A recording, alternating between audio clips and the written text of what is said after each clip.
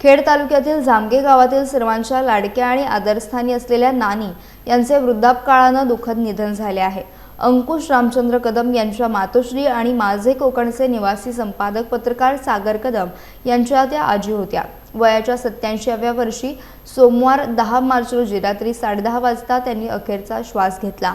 नानींच्या निधनामुळे संपूर्ण जामगे गावावर आणि कदम कुटुंबावर दुःखाचा डोंगर कोसळला असून परिसरात मोठी शोककळा पसरली आहे। त्यांच्या प्रेमळ स्वभावामुळे गावात त्यांना मायेचा पदर असे आदराने संबोधले जात असे। नानींच्या पश्चात त्यांचा मुलगा अंकुश कदम, सून प्रिया आणि सागर, हेमंत, संकेत असे 3 नातू असा परिवार आहे।